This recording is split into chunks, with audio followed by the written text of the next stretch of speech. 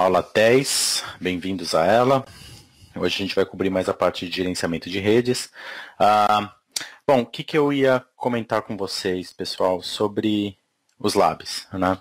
Então, eu tenho, criado alguns labs, eu faço a gravação do vídeo, desses labs para mostrar para vocês passo a passo o que está sendo configurado, o que vocês eventualmente deveriam estar observando nesses labs, para enriquecer um pouco o conhecimento passado em cima da parte teórica. Então, eu prometi para vocês ontem, por exemplo, a publicação do laboratório em cima do EIGRP, explicando um pouco melhor a questão do feasible distance, etc. Eu acho que está ali, já está publicado, inclusive com um laboratório em Packet Tracer para vocês baixarem. Vocês podem instalar isso na casa de vocês, correrem o laboratório pelo vídeo e irem acompanhando via Packet Tracer, mexendo, alterando configurações e identificando o que está acontecendo. E eu acabei de acabar um de OSPF, de DR e BDR, já está também publicado na aula 9. Se vocês forem até a aula 9, vai ter ali então mais um link ali na sala de aula, apontando para esse novo vídeo que explica na prática também a questão do DR e do BDR. Também tem um labzinho que foi o que eu usei para vocês baixarem e fazerem as checagens que vocês quiserem ou alterar configurações, etc. na casa de vocês. Eu ainda não terminei o de IPv6, eu estou terminando, e a ideia do IPv6 é ser bem simples, bem direto, mostrar para vocês a configuração do IPv6 em cima de roteamento estático, EIGRP, OSPF v3 e RIP-NG. Só isso, mais nada. Então, bem direto, bem simples, para vocês entenderem também a questão do IPv6 em cima de roteamento. E fico devendo também um que eu vou publicar entre hoje e amanhã. Hoje não, porque hoje para mim o dia acabou já, Mas eu vou publicar também um que vai estar disponível sempre dentro da sala de aula, no número de aula correspondente, o de redistribuição de rotas. Então, um lab de uns 20 minutos, talvez, mostrando a questão de como que faz a distribuição de RIP para OSPF, OSPF para EIGRP e assim por diante, e qual o impacto disso dentro da rede. Então, por que a redistribuição nem sempre é uma coisa muito boa? Qual o impacto que isso pode ter se não for bem feito principalmente, é claro. Tá, então esses daí são os dois labs que eu vou disponibilizar até amanhã para vocês correrem atrás também e entenderem um pouco melhor na prática, na questão de configuração, etc. Tá bom? Bom, sobre a aula de hoje. Hoje, o foco da aula é gerenciamento de redes. E a gente, então, vai ver a configuração, os elementos, de suporte a um gerenciamento de rede. Vamos focar no CDP, por exemplo. Deixa eu pegar aqui a agenda da aula de hoje. Então, vamos começar olhando a parte de conversão hexadecimal. É uma coisa meio chata, mas tem que ser feito, porque aqui a gente vai trabalhar em cima de Configuration Register que lida com números em hexadecimal. Não só isso, mas o exame pode cobrar de vocês conversão binário decimal, binário hexadecimal também, e decimal, hexadecimal pode ser cobrado em forma de questão direta. Então, o exame te dá um valor numérico e ele pede nas alternativas qual é o equivalente desse valor numérico em binário ou em hexadecimal, ou seja lá o que for. Tá? Então, Carlos, os últimos slides da aula 9, eu vou colocar para vocês nessa gravação extra, que eu vou cobrir a parte do IPv6, porque acho que faz mais sentido, tá bom? Aí os slides que ficaram faltando da aula passada, basicamente são 4 ou 5 slides só com configurações, então não tem teoria. É só mostrar, por exemplo, olha, para configurar o RIP-NG você faz assim, para configurar o EIGRP você faz assado. Então não vale a pena eu gastar tempo de aula para discutir isso, porque é muito melhor eu fazer um vídeo separado, mostrando, em cima de prática mesmo, essas configurações. E é isso que eu vou fazer, entendeu? Se tiver tudo bem para vocês, pessoal? Eu acho que fica muito melhor nessa forma. A gente economiza tempo e vocês acabam também tirando mais proveito em cima desse aspecto, tá bom?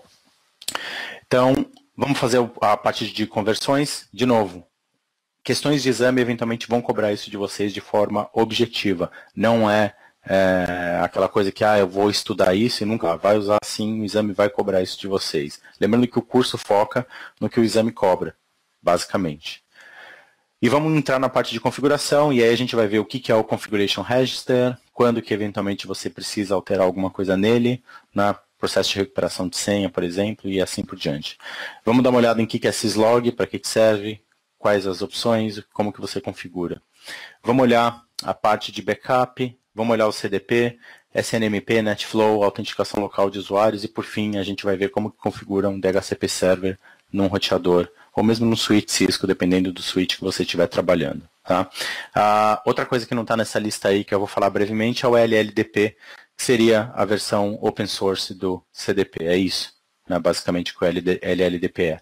Então eu vou fazer uma breve discussão em cima do LLDP com vocês, tá bom? Bom, conversões hexadecimais. Aqui, pessoal, a ideia basicamente eu não vou ficar ensinando matemática para vocês, né? E vou mostrar para vocês de uma forma simples de vocês realizarem essas conversões. É isso que eu vou fazer. Então, aqui basicamente é mostrar para vocês o que é um valor hexadecimal.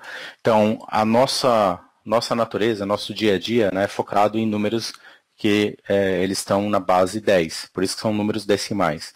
Todos os números que a gente conhece, né, que a gente usa no nosso dia a dia, eles vêm, né, de uma decomposição aí em cima de uma base 10. Eu vou mostrar isso para vocês em breve. Tá?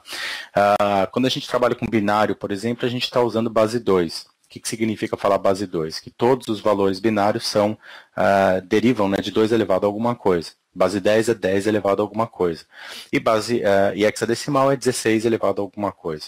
Tá? Então, por que hexadecimais são valores bastante usados na indústria de tecnologia? Na IPv6 é um exemplo.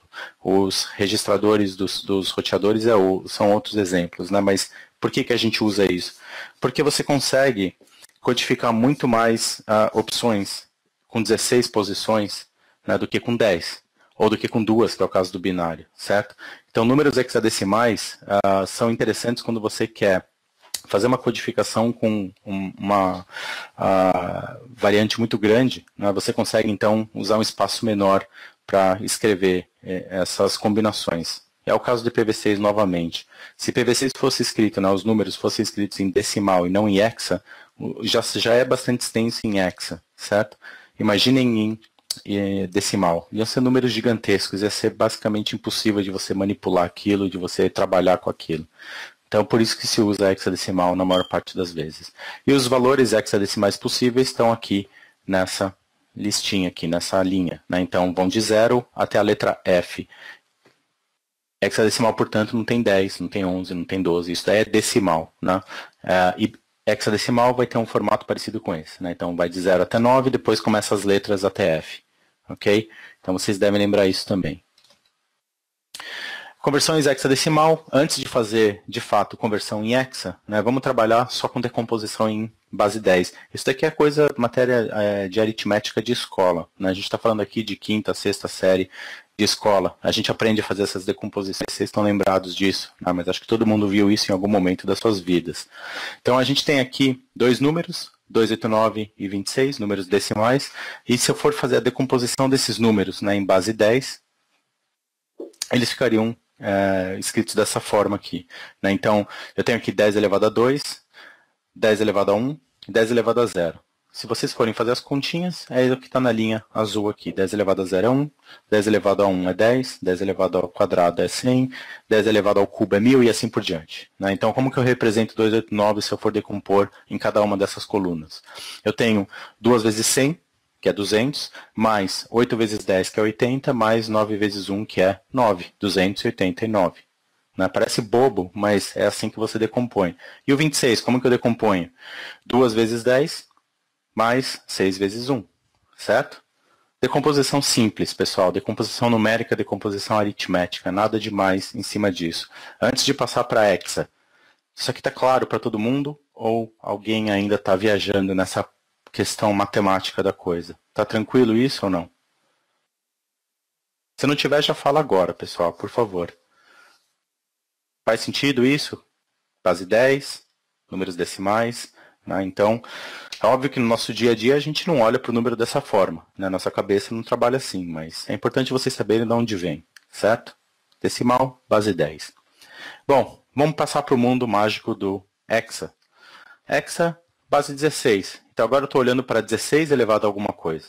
Tá? Então aqui no caso a tabelinha vai até 16 ao quadrado, né, que é 256.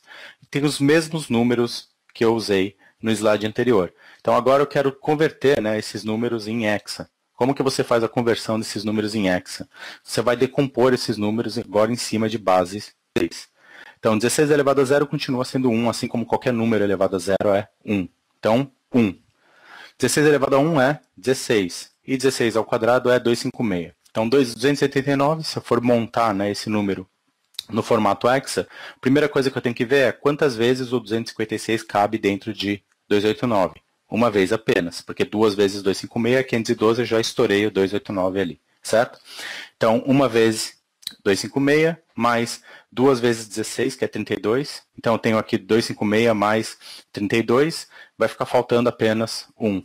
Né? Então, 256 mais 32 dá 288, mais 1 dá 289. Né? Então, esse número 289 convertido para hexa seria 0x121. O que é esse 0x aqui? É só um indicador que o número que segue é hexa. Por que eles usam 0x? Para você não fazer a confusão, por exemplo, de olhar para esse 121 e falar, esse 121 é decimal. É completamente diferente o número hexa de decimal. A prova está aqui. 121 em hexa, em decimal é 289. Certo? Então, sempre que vocês virem 0x alguma coisa, aquele número que você está lendo é um número escrito em hexa, mesmo que ele pareça com um número decimal. É isso. Como que eu converto 26 em hexa? Mesmo princípio, né? Eu não posso usar a primeira coluna aqui, porque ele já estoura o 26 há muito tempo ali, certo? Então é 0 vezes aqui o 256, não uso essa primeira coluna. A segunda coluna, que é 16, cabe um 16 em 26, concordam? Resta 10, não é isso? Esse 10 eu vou buscar na última coluna, que é a coluna da unidade, certo? Então 10 vezes 16 elevado a 0 é 10. Obviamente, como em hexa 10 não existe, eu converto 10 para A, certo? 10 é A, 11 é B, 13 é 12 é C e assim por diante, até F, certo? 15 é F. Então, 26 convertido para hexa fica 0x1A. Isso é tranquilo para vocês ou não? Sim? Pergunta, o exame vai cobrar de vocês, por exemplo, conversão de um número, por exemplo, sei lá, 20.819, converta isso para hexadecimal. O que vocês acham?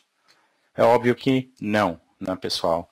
Se houver uma questão para conversão decimal hexa, vai ser algum número dentro desse formato aqui, né? Números pequenos, de fácil cálculo, para que vocês não gastem muito tempo fazendo esse tipo de conta.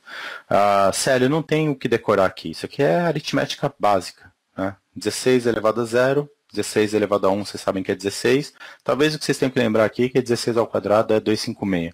Mas é isso. Né? O resto não tem o que decorar. 16 a 1 é sempre 16. Qualquer número elevado a 1 é ele próprio, certo? Qualquer número elevado a 0 é sempre 1. Então não tem muito o que decorar aí.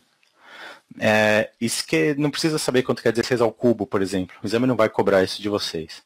Tá bom? Então, máximo até 256, não mais do que isso. Tudo certo? Mais um exercício só para a gente encerrar então essa parte. Né? Aqui eu tenho um outro número, 578. Como que eu converto esse número para hexa? Mesmo princípio, eu tenho lá as minhas 3 coluninhas. Quantas vezes 256 cabe em 578? 2. 2 vezes 256 dá 512, certo? Então, resta 512 menos 78, vai sobrar e vai ter um resto aí. Aí eu tenho 4 vezes 16, né, que seria 64, nessa matemática, né? Então seria 512 mais 64, não é isso? Que vai dar 576, fica sobrando 2 que eu vou buscar na unidade. Aqui é um cálculo, uma demonstração, uma memória de cálculo só para vocês. Né? Então, 2 vezes 256, 512. 578 menos 512 vai dar 66. Divide 66 por 16, vai dar 4, que é esse 4 que apareceu aqui. E fica faltando 2 para 578, que eu vou buscar nas unidades. Novamente, chance de cair um número desses para vocês no exame, muito pequeno, né? Porque eventualmente vocês vão gastar tempo nesse cálculo, por mais que ele seja simples. E o objetivo do exame não é que vocês provem que vocês são bons matemáticos. Não, e o objetivo do exame é que vocês conheçam os conceitos. E para testar conceito, o exame não vai ficar pedindo números grandes, tá? Ele vai pedir números pequenos. Então é mais provável que o exame peça para vocês converterem algo como um 26 ou um 30 ou alguma coisa assim, do que partir para números de 3 dígitos. Essa é a minha opinião. Tudo bem? Mas é importante que vocês saibam como faz isso, tá? Bom, conversão binário hexa. A gente estava vendo conversão decimal hexa, né? Então as 3 coluninhas ali. E binário hexa. Binário hexa é mais fácil, por incrível que pareça. Por quê? Porque hexadecimal sempre vai ter um máximo de 16 posições, certo? Por algarismo, né? Então não tem como passar de 16. Então o que a gente faz para fazer a conversão binário hexa? Agrupem, né, o valor que for apresentado para vocês em 4, grupos de 4. Por que grupos de 4? Porque para representar 16 eu preciso de 4 bits, certo? 2 elevado a 4 igual a 16. Essa é a continha. Então, nesse exemplo aqui, por exemplo, né, eu tenho então esse dígito em binário, eu vou fazer o agrupamento dele em blocos de 4, né, ele vai ficar alguma coisa parecida com isso. E aí, fazendo essa separação em blocos de 4, eu faço o cálculo matemático para descobrir quais são os valores. E esse cálculo matemático faz em decimal mesmo. Tá? Então aqui eu tenho, por exemplo, 8 mais 4 mais 2 vai dar 14. Certo? Deixa 14 mesmo por enquanto. Aqui eu tenho 8 mais 4 mais 1, que é igual a 13. E aqui por fim eu tenho 2 só, que é 2 elevado a 1, certo? Vai dar 2. Então, como que eu termino a conversão desse cara aqui para hexa? Vai ser 0x, 2, 13 não pode ser, obviamente, eu tenho que converter isso para hexa, né? 13 em hexa vai ser D, certo? Como que eu sei que 13 em hexa é D? Tem essa tabelinha aqui para vocês lembrarem, né? Então, 10 é A, 11 é B, 12 é C, 13 é D, 14 é E e assim por diante, tá bom? 14 vai ser B, certo? Não, tá errado isso daqui. 14 vai ser E. Tá errado essa continha aqui, né? Era para ser E, né? Não B. Todo mundo enxerga isso ou não? Então esqueçam esse B aqui. Então o correto aqui é, na verdade, o E. Então 2DE, certo? Não 2DB. Todo mundo entendeu isso ou não? Tá claro para vocês essas continhas, não? Vocês entenderam que está errado ali também, né? Não é 2DB, seria 2DE, certo?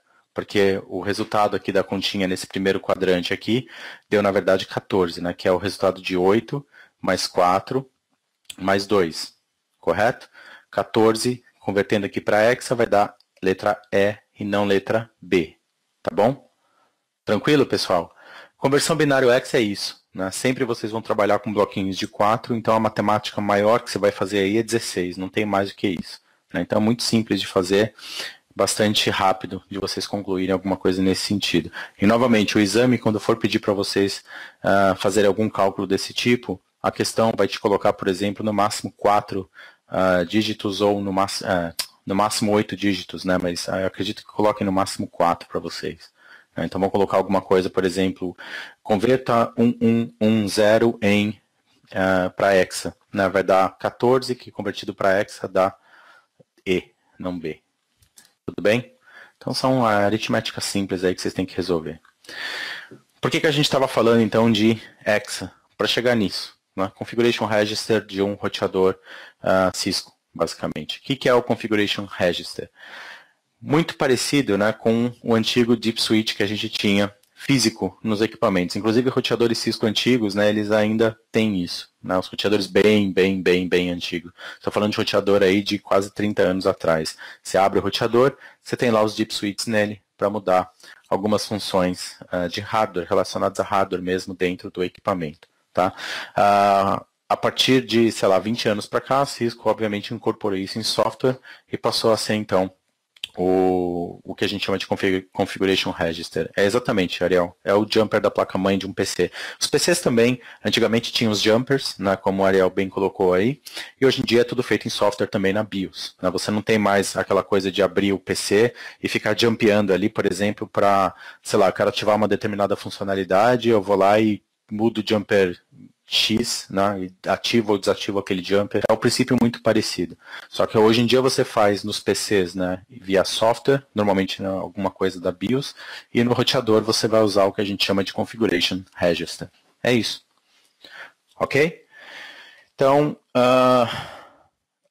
função, né, do Configuration Register, existem 16 desses interruptores, ou significa, o que significa que existem 16 desses interruptores? Voltando aqui, tem 16 dessas chavinhas nos roteadores fixos, nos roteadores Cisco. 16 chavinhas lógicas, elas não existem fisicamente. Né? Ou seja, eu tenho uma string de 16 bits que eu vou ou deixar como 0 ou 1. 1 significa que está em modo ativado, 0 significa que está em modo desativado. Tá? Então, é o equivalente a eu vir aqui com um lápis, né, e ligar, colocar em on ou off, né, a chavinha aqui. On é 1, off é 0. Tá bom? Então, o Configuration Register de um roteador Cisco tem 16 bits e você, mexendo nesses bits, vai alterar algumas funções físicas do elemento. Tá? Quais são as funções físicas que podem ser alteradas? Tem essa pequena tabela que mostra o que você pode alterar mudando, então, os valores do registrador. Para ser bem sincero com vocês, pessoal, não é sempre que vocês vão usar isso. Para ser muito mais sincero com vocês, 99,9% dos casos em que você eventualmente tem que alterar o registrador é para fazer o processo de recuperação de senha do equipamento. Então, como que a gente usa o registrador para recuperar a senha de um roteador que vocês eventualmente não se lembram mais a senha de enable ou a senha de modo usuário ou alguma coisa parecida com isso? Vocês vão mudar um registrador aqui, que acontece no bit 6, e ativando, né, esse registrador aqui, esse switchzinho, ele faz com que o roteador ignore o conteúdo da NVRAM durante o processo de boot. Então esse é o efeito de você ir lá e no bit 6 ligar esse bit. Então o roteador boota, em vez dele seguir aquele processo, né, daquele workflow que a gente viu, de ir buscar uma configuração que já existe gravada ali na NVRAM, ele vai passar aquilo, vai direto para o prompt de configuração. Ou seja, se ele não for buscar nenhuma configuração antes de fazer a inicialização, ele vai inicializar, obviamente, zerado, certo? Não vai ter nenhuma configuração nele. E como a configuração está salva na NVRAM, o que você faz? Você entra no roteador que está com a configuração ali zerada, entra em modo enable, ele não vai te pedir nenhuma senha, porque não tem nenhuma configuração nele, ele ignorou o conteúdo da NVRAM.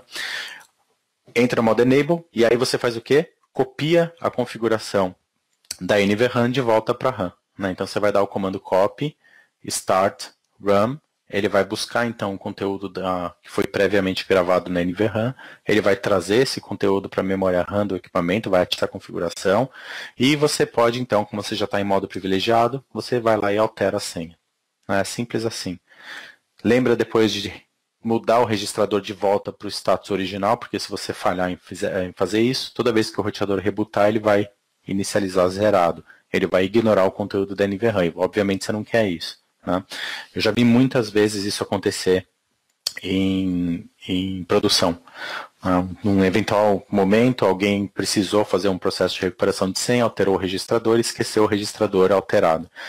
Dá um pico de luz, alguma coisa que faz com que o roteador reinicialize, ou mesmo num processo de mudança que é necessária a realização de um reboot no roteador, alguma coisa parecida, o roteador volta sem nenhuma configuração, todo mundo entra em pânico e fala, meu Deus, o que foi que aconteceu, cadê a minha configuração? E está tudo lá guardado, só que o roteador simplesmente não foi buscar no processo de boot, é isso. Então não é também para se desesperar nada disso, tá bom? Como que muda o config sem a senha do modo privilegiado? Aí o Cássio está perguntando, que é uma pergunta nada mais do que lógica. Né? Se fosse tão simples assim, para que adianta eu ter a configuração ali de Enable Secret e tudo que a gente viu antes? Basicamente, o Cássio funciona da seguinte forma. Você tem que estar fisicamente do lado do equipamento, então começa por aí. Se você não tem as credenciais corretas, você dificilmente vai entrar na sala onde o equipamento se encontra. certo? Você vai ter que ter algum tipo de autorização para estar ali do lado do equipamento. Vai se conectar ao equipamento usando o cabo console.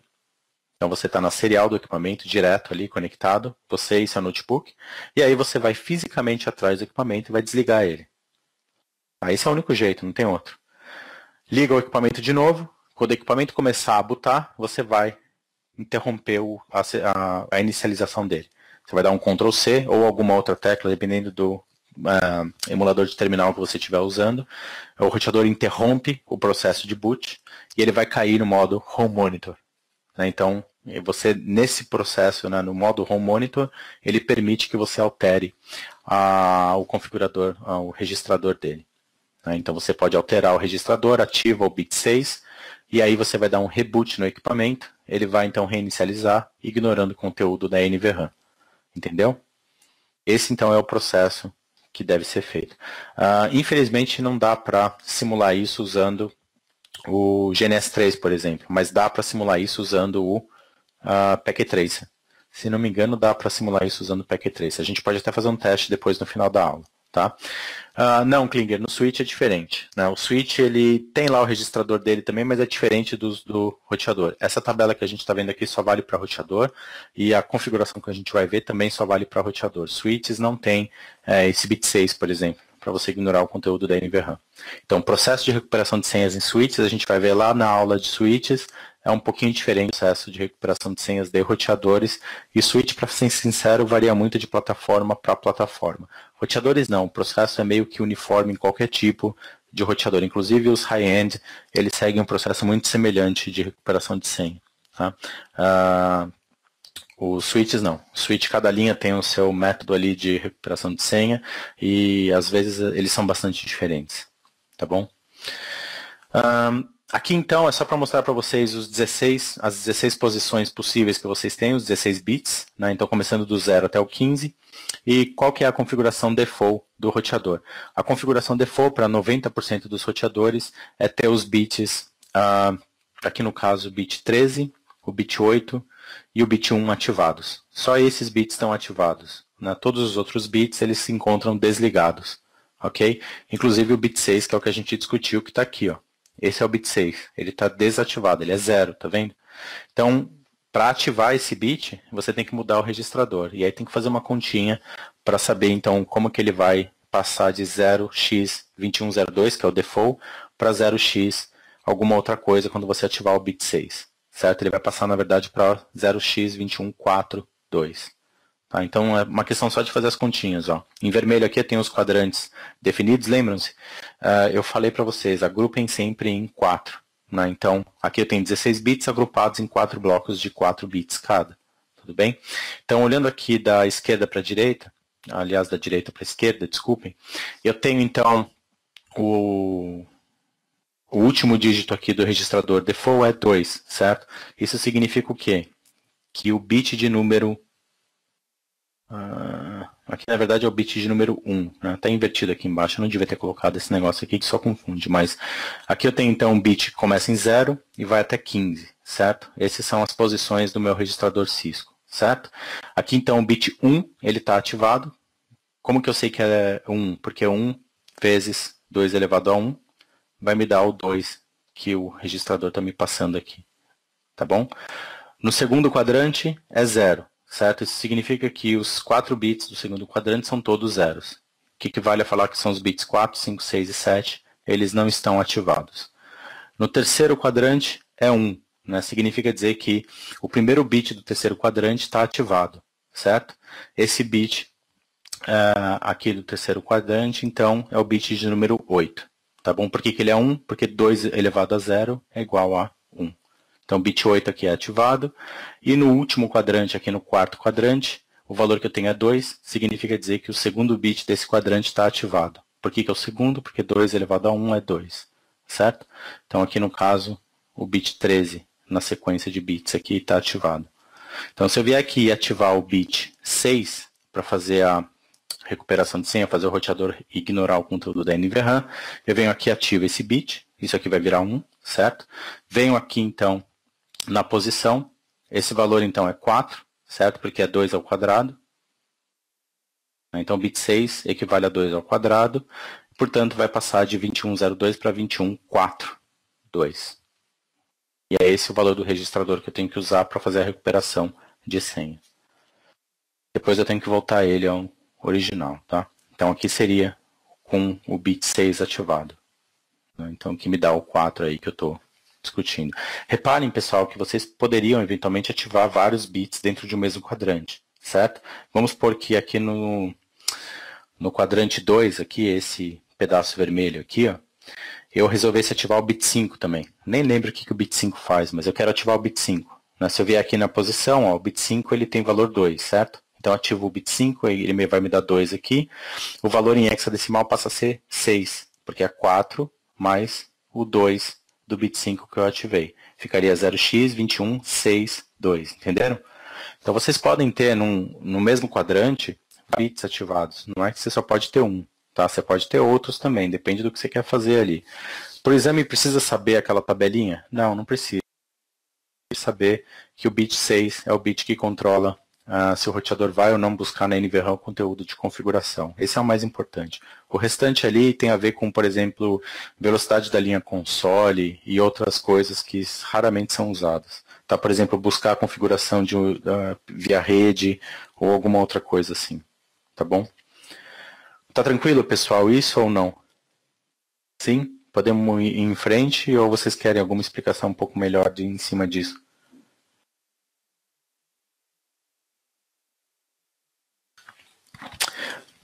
Depois a gente pode tentar fazer o processo de recuperação de senha em cima do Packet Tracer. Eu, para ser sincero com vocês, nunca tentei em cima do Packet Tracer, mas eu acredito que funcione. Eu acho que dá para tentar fazer em cima do Packet Tracer. A gente tenta e se der certo, ótimo. Se não der certo, a gente tenta achar um outro meio aí de fazer a demonstração para vocês, tá bom? Onde que vocês verificam o valor do registrador? Usando o comando showVersion. É o único comando que vai trazer para vocês a informação do registrador no roteador. A última linha de saída do showVersion mostra exatamente isso para vocês. Tá? Então, lembrando que, novamente, 99,9% dos roteadores Cisco tem como default o registrador setado para 2102. Se eu quiser ignorar o conteúdo da NVRAM no processo de boot, eu vou alterar isso daqui para 2142. Certo? Rebooto o equipamento. Ele então bypassa o conteúdo da NVRAM e vai me trazer o prompt onde eu posso fazer quaisquer alterações que eu queira. Depois eu tenho que voltar o registrador para 2102, porque se eu esquecer de fazer isso, toda vez que o roteador rebootar, ele ignora o conteúdo da NVRAM. E não é isso que vocês querem. syslog. Então vamos discutir rapidamente aqui sobre syslog. Eu não sei se vocês já usaram isso em algum momento, mas syslog é uma ferramenta importantíssima dentro de qualquer ambiente de redes. Não só roteadores, servidores, firewalls, qualquer outro elemento de rede precisa ter. Você tem que ter um syslog na rede coletando logs desses equipamentos. Alguém sabe o motivo de você normalmente ter que usar um syslog? Por que eu não posso fazer os logins, por exemplo, locais no próprio equipamento? Um servidor Linux, por exemplo, gera toneladas de logs, às vezes diariamente, dependendo de quão ocupado esse servidor é, certo? Linux, por default, vai jogar esses logs no disco mesmo do próprio servidor.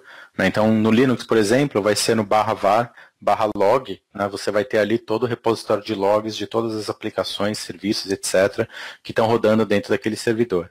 E aí, eventualmente, num caso de troubleshooting, você vai entrar nesse diretório e vai começar, então, a ler esses logs para entender o que está acontecendo. Então, logs são muito importantes, e você precisa ter algum lugar, um repositório confiável para onde você possa jogar essas informações. Voltando para o exemplo do servidor Linux. Se você simplesmente não criar uma forma de jogar uma cópia dessas mensagens para fora do servidor, vamos supor que amanhã dá um pico de energia, meu servidor Linux frita, e junto com ele vai o disco. Então eu perdi o disco do equipamento. Todas as mensagens de log estavam armazenadas no disco, porque eu nem sabia o que era syslog, não sabia que dava para usar o log de uma forma remota, por exemplo. Podia ter um servidor syslog remoto. Perdi todas as informações. Sem informações de log eu não consigo fazer um troubleshooting adequado. Os logs, novamente, são muito importantes. Então, eu posso ter um syslog remoto, onde eu vou jogar essas informações, cópias dessas informações, e eventualmente se der algum pau no meu sistema, eu vou até esse servidor remoto, extraio as mensagens de log e faço então a interpretação delas para entender o que está acontecendo com o meu sistema, o que causou aquele problema, certo? Logs, eles são divididos em 8 níveis de severidade, isso é padrão de mercado, não é uma coisa que a Cisco determina, ok? E eles variam então, desde logs que vão lidar com mensagens que têm um impacto direto no sistema.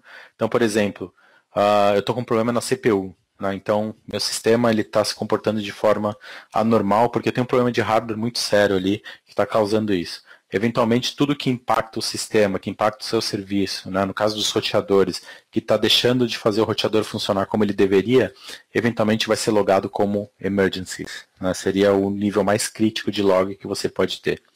Na outra ponta, você tem o que a gente chama de debugging, que seria basicamente só usar, você está fazendo um troubleshooting. Quando você ativa esse modo debugging, o roteador vai começar a gerar um volume gigantesco de informações, né, que podem ser usadas para fazer um debug depois, ou fazer um troubleshooting aí de alguma coisa estranha que está ocorrendo na rede ou dentro do seu equipamento. Tá? Então, o debugging você vai ativar para fazer um troubleshooting, depois você tem que ativar esse modo e levar o nível de severidade de volta para o original, seja lá qual for o serviço que você estiver fazendo o troubleshooting. Se você falhar em fazer isso, o volume de mensagens, né, que o equipamento começa a gerar é muito grande e isso pode impactar a performance e uma série de outras coisas. Sem falar em disco, que eventualmente vai começar a ser também muito utilizado para armazenar essas mensagens. Então, 8 níveis de severidade, depende muito do quão impactante é o fato que está gerando aquela mensagem. É assim que funciona a Syslog, basicamente. Isso para todos os fabricantes, não só Cisco. Isso é verdadeiro também para servidores Linux, ou mesmo Windows, ou qualquer outro elemento de rede, vai ter o mesmo padrão aí. Bom, por padrão, né, o roteador switch sempre envia todas as mensagens de log para a linha console. O que significa isso? Quando você conecta o cabo console no roteador, se uma interface sobe, por exemplo, você vai ver uma linha falando, ó, interface XYZ agora passou de down para up. Nessa interface cai, você vai ver ali na tela, imediatamente, em tempo real, a mensagem aparecendo. Né? Então, por default, roteadores fazem isso. Roteadores não têm disco, né? Então não são que nem servidores Linux que jogam essas mensagens para o disco, né, e o disco vai armazenando. O roteador, por default, ele só joga essas mensagens como um output na linha console. Ela não é armazenada, né, apesar de que, por default, um certo número de mensagens é armazenado no buffer de memória, mas isso é perdido assim que o roteador reinicializa de qualquer jeito, porque é a memória RAM que é usada. Então, é importante vocês saberem isso. Vocês devem sempre configurar uma forma de o roteador jogar essas mensagens, uma cópia delas, para um servidor syslog externo, de forma que, se algum problema acontecer, você tem um repositório ali de mensagens do sistema, onde vocês podem ir e verificar o que está acontecendo, tá bom? O Carlos aqui acabou de falar que ele testou o processo de recuperação de senha no PAC Tracer, ele funcionou, que é ótimo, né? Quer dizer que vocês podem, então, usar esse processo no PAC Tracer, muito melhor do que ficar usando um equipamento real, que eu imagino que a maioria de vocês não tem acesso, né? Então, o PAC Tracer já isso, pode ser usado, então, tá bom? Depois a gente faz uma demonstração aqui, eu faço para vocês, se sobrar tempo no final da aula, uma demonstração disso, só para vocês verem como é que faz, tá legal? Bom, novamente voltando para Syslog, o default é jogar tudo para a linha console. Outras 4 formas que vocês podem utilizar. Terminou login, ele vai jogar então uma cópia dessas mensagens para as linhas Telnet. Em vez de ser só a console, você consegue ver as mensagens também se você estiver conectado remotamente via Telnet. Buffer logging vai armazenar parte dessas mensagens na memória RAM, como eu mencionei. Novamente, né, é a memória RAM. Memória RAM é memória volátil, significa que se o equipamento for rebutado, essas mensagens vão ser perdidas, elas não estão sendo armazenadas em caráter definitivo. Okay? Server logging, essa aqui seria a opção recomendada. Né? Então, envia cópia dessas mensagens para um servidor remoto, servidor externo, servidor syslog que vocês eventualmente estejam rodando na rede de vocês. Tá? Então, esse seria o método recomendado. E o trap logging, né, basicamente tem a ver com SNMP. Qualquer mensagem trap gerada via SNMP vai ser encaminhada para o servidor de gerência SNMP, obviamente. Né? Então, isso daí também tem que ser manualmente configurado. Tá? A única coisa que é default aqui, novamente, é a mensagem aparecer na saída da linha console, só isso. Todo o resto tem que ser manualmente configurado para que seja ativado, tá bom? Com exceção do buffer logging, que se não me engano, já tem por default ativado até um valor pequeno de memória que é alocado para isso, né? Você pode aumentar esse valor para que mais informação seja gravada na memória, mas não é muito recomendado novamente, né, que faça isso, porque vai consumir memória, que pode ser útil para outros processos mais importantes, e o ideal é que você tenha, então, um servidor remoto esperando essas mensagens. Tá? Esse seria o método mais recomendado. Bom, como que você configura um servidor syslog externo num Cisco, num roteador Cisco? Entra no modo global de configuração e usa o comando login host, o endereço IP do sistema de syslog que você tem na rede. É simples assim, não tem mais nada para ser feito. Tá? O que você pode usar como servidor syslog? Tem um monte, né, de servidor syslog gratuito na internet, vocês podem baixar sem nenhum tipo de licença, nada. Né? Então aqui tem um exemplo que é o Kiwi Syslog, mas tem vários outros. Né? Todos, não todos, mas uma grande maioria é free, open source, você pode baixar, instalar em máquinas Windows, Linux, até macOS ou qualquer outra coisa. Né? Deixa essa maquininha, às vezes um PCzinho bem vagabundo ali que não está mais sendo usado, com uma quantidade razoável de disco, né? Deixa esse carinha ali na rede e manda todos os servidores, etc., mandam mensagens para esse cara, tá bom?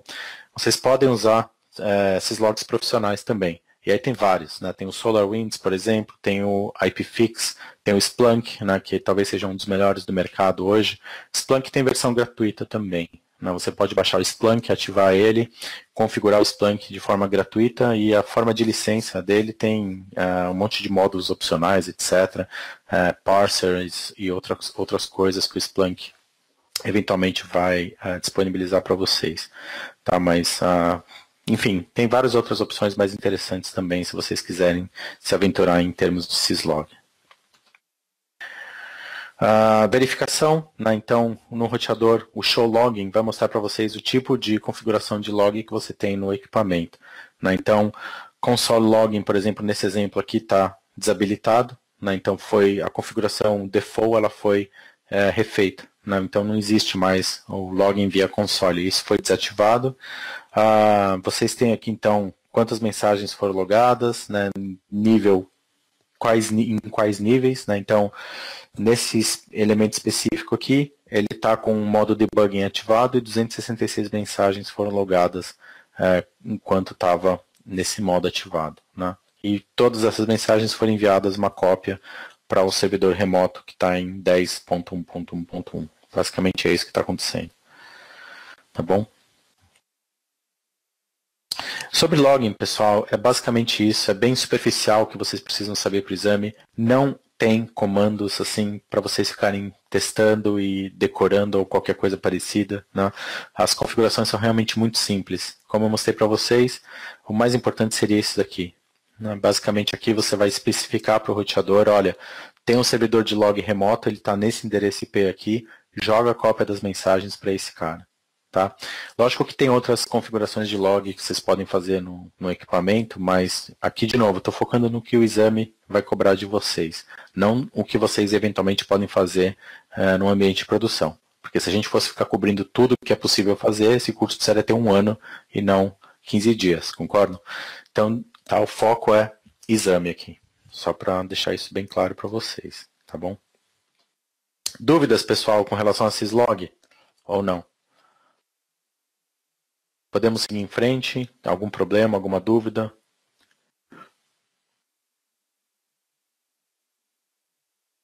Tranquilo, né?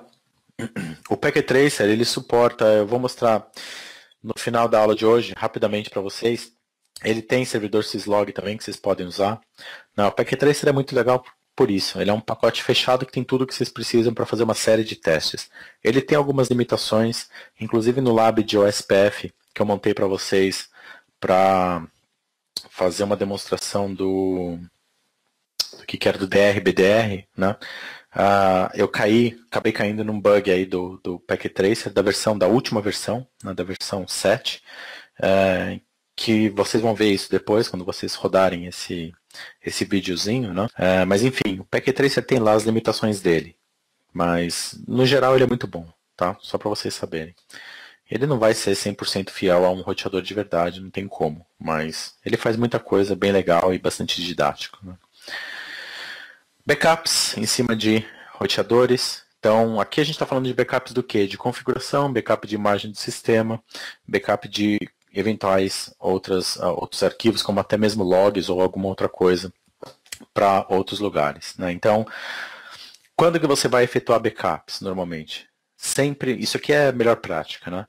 Sempre antes de alterar a configuração do equipamento. Então, novamente, você está numa janela de manutenção, né? Você vai começar, então, a alterar uma configuração do SPF, ou do BGP, ou de qualquer outra coisa ali que você precisa fazer para acomodar as necessidades da sua rede. Antes de sair alterando qualquer coisa, né, sempre de bom grado fazer um backup da configuração atual. Por quê? Se der algum problema, é muito fácil você fazer o rollback. Então você vai pegar a configuração que estava funcionando, reativar ela e pronto. Na pior das hipóteses, você aborta aquela mudança porque deu algum pau, volta para o estágio inicial que estava tudo funcionando e aí vai planejar para fazer a mudança novamente em alguma outra janela de manutenção. Tá bom? Então, muito comum, né, você fazer o backup antes de alterar a configuração do elemento. Antes de fazer um upgrade do sistema, né, em termos de iOS, então você está lá rodando, por exemplo, a versão, sei lá, 11 ponto alguma coisa do iOS no seu roteador. E aí você quer fazer o upgrade para a versão 15, porque tem uma série de funcionalidades novas, etc. E assim por diante. Novamente, você vai fazer um backup, não apenas da configuração, nesse caso, mas também da imagem do sistema. Por quê? Fez a atualização para a versão 15. Deu pau, porque a versão 15 eventualmente não suporta alguma configuração que você tem na versão 11. Sei lá o que. Você vai então fazer um rollback, né? Você vai reinstalar a versão anterior do software e vai deixar o seu roteador exatamente como ele estava antes para entender melhor o que aconteceu ali.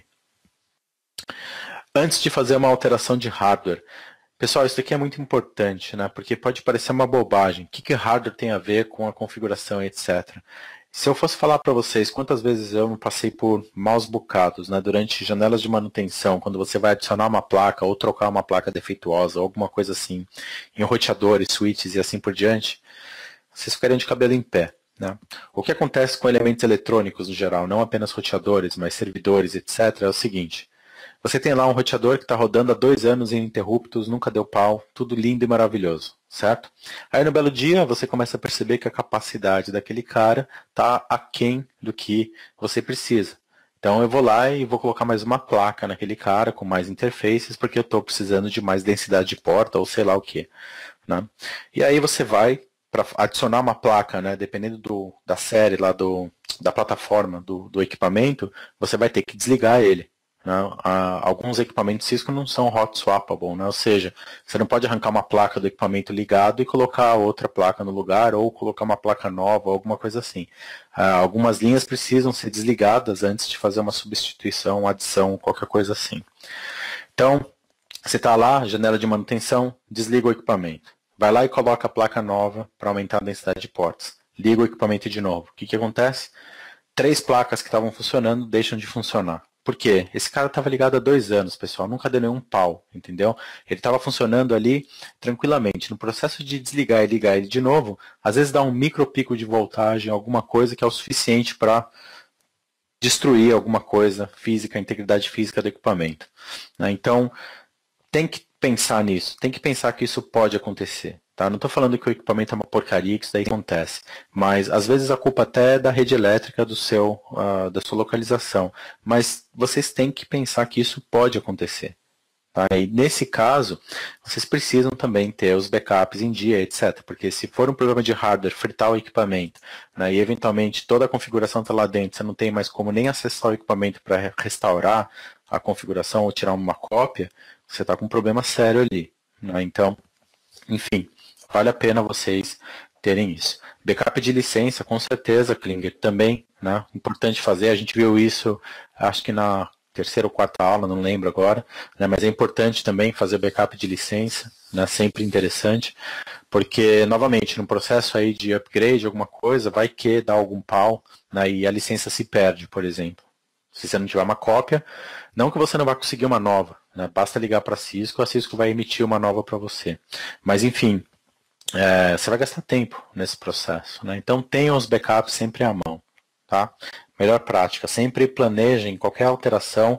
Primeira coisa, extrai backup de tudo. Depois vai e faz o que você tem que fazer. Backup para um servidor externo, sempre também é muito recomendado. Então, o cara vira para mim e fala assim, então eu vou fazer o backup da configuração na memória flash do próprio roteador, né, porque eu sempre fiz isso e sempre deu certo. Sim, pessoal, ótimo que sempre deu certo, mas você está fazendo backup da configuração do equipamento para um elemento que está interno ao equipamento.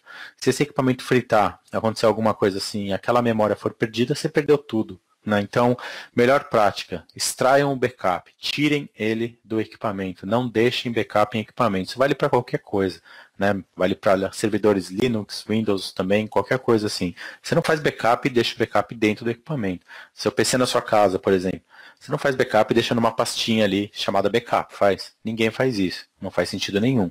Porque se seu PC acontecer alguma coisa mais séria, seu backup foi embora também.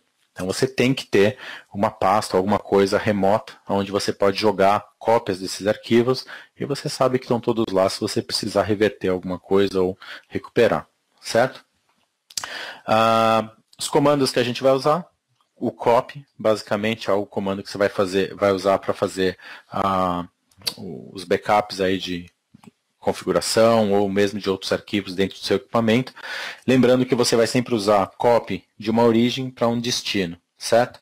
Então, copy run start, por exemplo, faz a configuração ativa na memória RAM do equipamento ser gravada na NVRAM.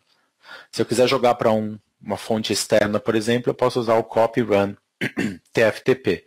Ele vai jogar, então, a configuração ativa na memória RAM para um servidor externo TFTP que está na minha rede. Ele vai pedir o endereço IP de SCAR e tudo, certo? Pode ser um servidor FTP também, não precisa ser TFTP, tá? O roteador suporta também FTP.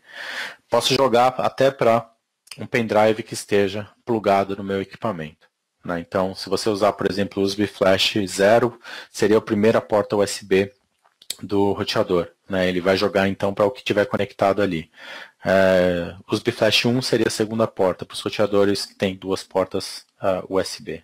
Tá bom? Então você pode fazer isso também.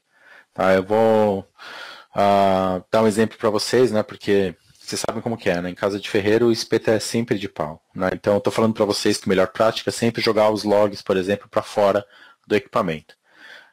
Aqui na empresa o que a gente faz? A gente tem um pendrive, né, com uma capacidade razoável, sei lá, acho que 32 GB, alguma coisa assim, e a gente deixa esse pendrive espetado na porta USB do equipamento e joga os logs para esse pendrive. Né? Então a gente tem uma configuração no equipamento que joga, né, qualquer log que vai acontecendo, joga uma cópia para esse pendrive e ele fica ali. É óbvio que não é a melhor prática isso. Por quê? Se o equipamento eventualmente queima por uma falha elétrica, alguma coisa, o pendrive é bem provável que vá junto. Né, nesse processo todo aí, o pendrive pode ser afetado também. Então não é uma melhor prática. O ideal seria que a gente tivesse um servidor syslog, né, e jogasse então tudo para esse servidor, mas a gente não fez isso porque não via necessidade. Nossa rede é realmente muito pequena, né, então a gente está trabalhando com esse esquema já faz um tempo e para a gente atende. Mas, novamente, não façam que nenhum. Né? Usem um servidor dedicado de logs, etc., na sua empresa, que é muito mais recomendado. Ok? Aqui é só, esqueci de comentar, né? Se vocês quiserem, né, tiverem interesse em usar servidor TFTP, etc., né, tem uma versão free, tem vários, na verdade, na internet. O SolarWinds talvez seja um dos melhores dele. Né? Então vocês baixem o SolarWinds e vocês podem, então, instalar aí num laptop, alguma coisa assim, e usar, inclusive, o GNS3 e etc., para jogar as configurações para ele. Né? No Packet Tracer vocês têm um servidor TFTP lá dentro também, que vocês podem usar. Né? Então, o legal do Packet Tracer, como eu disse, é isso. Né? Tem todos os serviços que vocês precisam embutidos na própria ferramenta. Vocês não têm que instalar nada externo, está tudo ali já. Aqui é só um exemplo, né? Então copy flash TFTP, né? Aqui basicamente o que eu estou fazendo é copiar o conteúdo da memória flash para dentro de um servidor TFTP. Então estou fazendo backup do sistema iOS, basicamente, é o que tem dentro da flash, não é? Então ele vai listar para mim qual que é a versão do sistema, né? A imagem que está lá dentro, e aí ele começa então a jogar essa imagem para o servidor TFTP. Então você tem um backup agora do sistema operacional do roteador num servidor externo, certo? Se eu quiser fazer o processo inverso de recuperação, eu vou só inverter aqui a ordem, né? Copy TFTP flash, ele vai pedir o endereço IP do servidor TFTP, você coloca, depois ele vai pedir o nome do arquivo, você informa o nome do arquivo, ele vai até o servidor, busca e instala esse arquivo na flash, tá bom?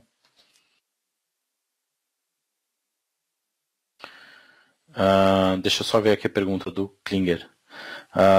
Como assim? Eu não entendi muito bem o Klinger. O que você está perguntando? Copiar flash todo de uma vez só com equipamento em produção. Não entendi muito bem o que você quis dizer com isso, né?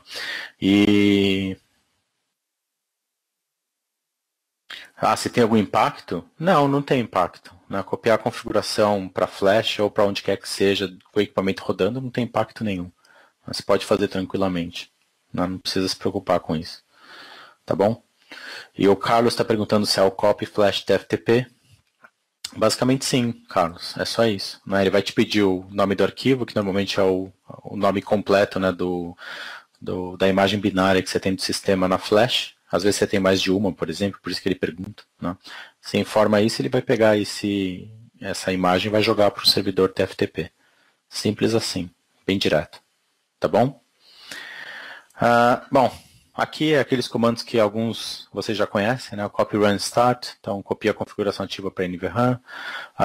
Copy run TFTP, joga a configuração para o servidor TFTP. Recuperar a configuração, só inverter então o que era origem vira destino e vice-versa, né? Então copy TFTP run, ele vai buscar a configuração que está lá no servidor TFTP e vai ativar essa configuração na memória RAM, certo?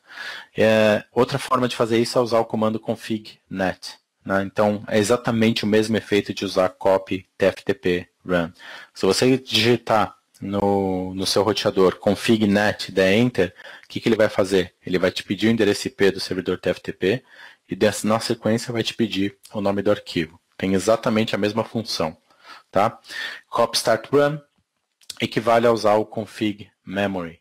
Né? Então, vai fazer o quê? Vai lá na NVRAM, vai buscar uma configuração que está salva ali, e vai ativar essa configuração na memória RAM do equipamento. Então, copy start run tem exatamente o mesmo efeito de config memory. Os dois são equivalentes. Tá? Não sei se vocês já sabiam disso, já usaram alguma vez, né? Mas eles são equivalentes. Tá bom? Apagando a configuração, pode ser que em algum momento, sei lá, você tem um lab, né, ou mesmo um roteador de uma empresa, alguma coisa, vamos supor que é um roteador que tivesse parado lá há muito tempo, ninguém estava usando, e agora você precisa usar esse equipamento para uma nova operação, alguma coisa assim. Você vai limpar a configuração desse cara, né? Você quer que ele comece zerinho. Como que você faz isso? Você vai entrar no modo privilegiado e vai digitar o comando erase start. Faz isso, ele vai então apagar o conteúdo da NVRAM, vai zerar a NVRAM do equipamento, aí você vai ter que dar um reload no equipamento. Dar um reload nele, ele vai inicializar zerado porque não tem mais nada na NVRAM. Não é possível, como eu coloquei aí, apagar a configuração ativa. Não dá para você dar um erase running config, por exemplo, ele não faz isso. Tá? Então você sempre vai ter que apagar a NVRAM e na sequência dar um reboot no equipamento. Tá bom? Aí ele inicializa zerado. CDP. Pessoal, até aqui tranquilo ou não? Parte de backup, etc. Isso aqui é mais simples, né? Não tem muito erro. A aula de hoje é uma aula relativamente mais simples, tá? Só para deixar vocês mais sossegados também. Depois do trauma aí de roteamento e subredes e etc. A aula de hoje é bem mais light do que as outras. Tá bom? Não vai ter tanta aporrinhação, eu prometo. Depende do que você está perguntando, Célio. Se é dessa parte que a gente está vendo até agora, sim. Né? Aqui dessa aula. Mas da parte, por exemplo, de roteamento, etc., não. Eventualmente vão cair cenários, etc., para vocês resolverem. Inclusive, na parte de roteamento, se não me engano, um dos labs tem a ver com um cenário aí de RP, com um problema, né, e vocês têm que olhar as configurações, entender onde está o problema e arrumar. Muito simples, não precisam se preocupar. Às vezes é uma coisa muito óbvia, tipo o sistema autônomo está errado no roteador 3, arruma aquilo e pum, tudo começa a funcionar. Tá? Mas, enfim, o que a gente está vendo na aula de hoje até aqui é só conceito mesmo. Saber alguns comandinhos desses que eu estou mostrando, só para vocês pelo menos saberem do que se trata, mas é isso. É muito mais conceitual do que qualquer outra coisa. Tá? CDP, Cisco Discovery Protocol. CDP é um protocolo de camada 2, essa é a primeira coisa que vocês têm que saber. Né? Então, é um protocolo que atua estritamente na camada 2. E a função desse cara aí é trazer informações dos elementos Cisco vizinhos ao seu. Então, por exemplo, eu tenho lá um switch Cisco, e esse switch está conectado a outro switch Cisco e mais 3 roteadores, por exemplo. Se eu usar o CDP vai me trazer informação de todos esses elementos que estão diretamente conectados a mim e que também são elementos Cisco. Tá? Então é isso que vocês precisam saber em cima do CDP. É um protocolo bastante interessante para gerência de redes, porque eu consigo ir, usando o CDP, começo a mapear a minha rede. Né? Eu começo a entender, por exemplo, ok, esse switch está conectado a outros switches Cisco, que por sua vez estão conectados a roteadores. Eu consigo ver os endereços IPs desses caras, as interfaces que estão conectadas a mim desses caras. Então, vamos supor que você foi contratado agora para assumir a gerência aí de uma rede. E você não tem a menor noção de como que essa rede está construída. O pessoal nunca criou um diagrama, não tem documentação, não tem nada. Né? Como que você pode começar o seu trabalho?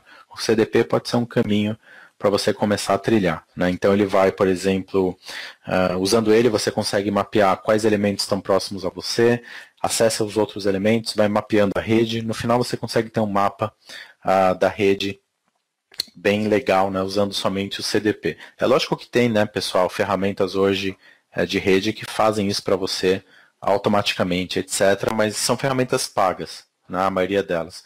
Tem um legal que chama NetBrain, não sei se vocês já ouviram falar, né, Brain de cérebro. O NetBrain é muito legal, é uma empresa relativamente nova, né, uma startup.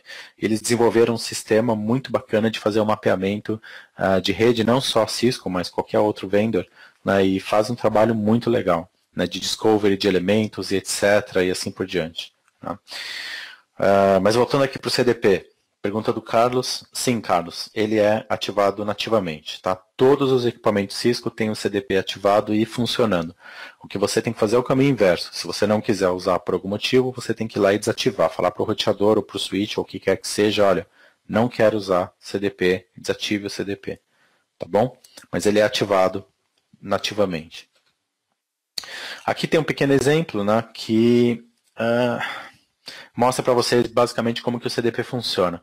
Então, lembrem-se que CDP é proprietário, né, ele só vai funcionar em equipamentos Cisco, não funciona em outros, com outros vendors. Né, que vocês se lembrem disso, porque se você tem um diagrama como esse que eu estou mostrando aqui para vocês, onde eu tenho então, uma rede mista, né, onde eu tenho roteadores de outros fabricantes aqui, Nortel, Tricon, tudo fabricante que já faliu, não existe mais. Mas, enfim, se eu tenho uma figura, uma topologia como essa, o que acontece? O CDP que está rodando aqui nesse roteador, ele vai enxergar esse outro roteador que está conectado a ele e esse outro roteador que está conectado a ele. Ele não enxerga esse Nortel aqui, por quê? O CDP não trabalha com o Nortel, certo? Como é proprietário, né, quando o pacotinho CDP bate ali no Nortel, o Nortel descarta. Então, eu não consigo obter informações desse cara aqui. Esse roteador de baixo aqui, né, ele enxerga esse roteador que está aqui, porque ele está ligado nesse switch Tricon aqui, e só, não enxerga mais nada. Eu não consigo trazer informações do Tricon e eu não consigo trazer informações do Nortel. E aí vocês vão perguntar para mim, mas o CDP vai atravessar o switch Tricon e trazer informações desse roteador que está aqui embaixo? Sim. Né? Por quê? O CDP, quando ele chega no Tricon, o CDP, o pacotinho CDP, né, o frame CDP é um multicast. Né? Tem um endereço de destino, o MAC de destino dele é um MAC multicast. Né? Então o que acontece é o seguinte, quando esse frame chega num switch de outro fabricante, o switch de outro fabricante lê o MAC de destino, ele entende que aquilo é um multicast e joga aquilo para todas as interfaces ativas. Né? Então, esse frame CDP vai chegar aqui nesse roteador Cisco que vai responder com as informações que esse cara está solicitando. Então funciona, tá bom? Agora, obviamente, esse cara que é Nortel aqui não vai responder nada. Ô, Rodrigo, o que você quer dizer exatamente com Layer 3? Só para eu entender o que você...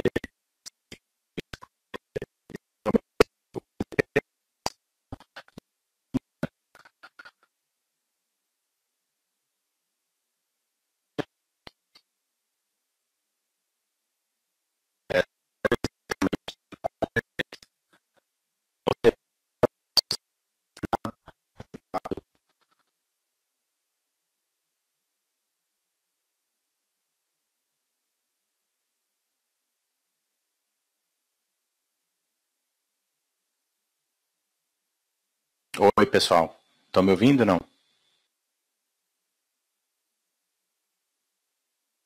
Tá. Deu uma vacilada aqui. Alguma coisa aconteceu aqui. Não sei, minha rede provavelmente deu uma oscilada, tá? Agora estão ouvindo bem, né? Todo mundo me ouve. Sim ou não? Então tá bom. Então, o que eu estava fazendo aqui antes de cair, eu estava perguntando pro quem que era que perguntou aqui, o Rodrigo, né? Que aí o Rodrigo escreveu Layer 3 no chat e eu só perguntei para ele o que, que ele queria dizer com isso, né? Que eu não sei se eu peguei bem o que ele quis dizer. E aí eu estava enfatizando que o CDP é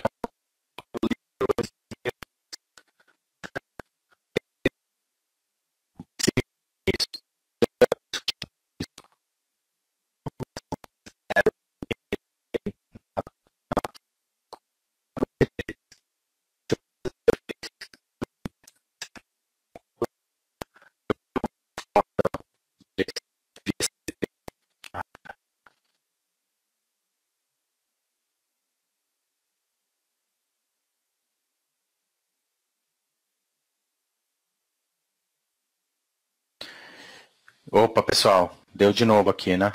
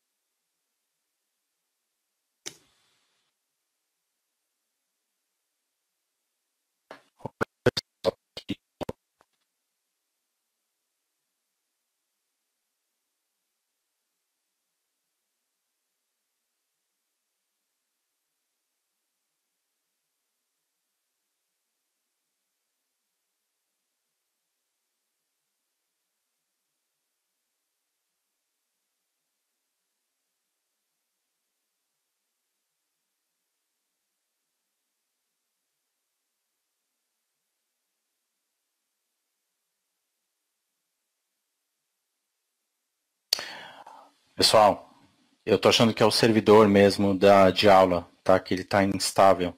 Eu tô fazendo um teste de ping aqui e ele tá oscilando mesmo. Os outros servidores nossos estão respondendo normalmente, é só esse da aula que está com algum problema. Então me dá aqui uns 2 minutos só para eu checar uma coisa. Se vocês quiserem aproveitar aí para fazer um breakzinho, enquanto eu estou analisando aqui o que está acontecendo. Vocês estão me ouvindo ou não?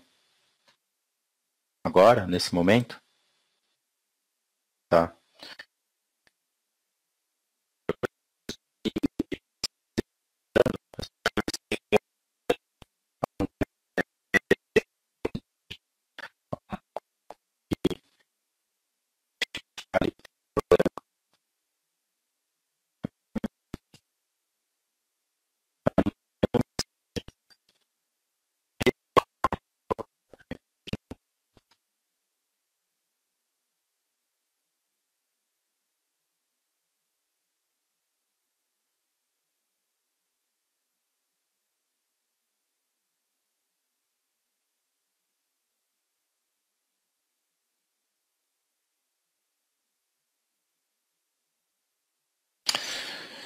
Pessoal, tá oscilando muito, viu? Eu vou Eu vou propor o seguinte para vocês, que a gente encerre por aqui hoje, tá? E aí a gente continua daqui amanhã. Eu acho que é melhor, porque do jeito que tá, realmente não vai dar muito certo. Vai ficar parando agora, vai ficar caindo o tempo todo. Vocês estão me ouvindo, não? Enquanto eu estou falando aqui. Vamos fazer isso então. A gente encerra aqui e eu retomo em cima de CDP, tá bom? Na aula que vem, amanhã, melhor. E aí eu vou fazer um troubleshooting aqui para entender o que está acontecendo. Eu acho que sim. Parece que é um problema no servidor, Klinger, né, aparentemente. Porque eu estou monitorando aqui 3 servidores que a gente tem, 2 estão respondendo sem nenhuma perda, nada, está tudo certinho. Apenas o servidor de aula está oscilando. Então, como ele fica num lugar diferente, pode ser realmente algum problema de conectividade ou algum outro problema ali. Tá bom? Então, para não afetar a qualidade, eu acho melhor a gente dar um tempo por aqui e retomar amanhã. Tá? Não é grande problema, a gente consegue ir adequando tudo em termos de cronograma, não se preocupem. Então a gente começa a aula de amanhã em cima de CDP, certo? Tranquilo? Beleza então, pessoal. Ficamos por aqui então. A gente termina um pouco mais cedo hoje. Um abração a todos.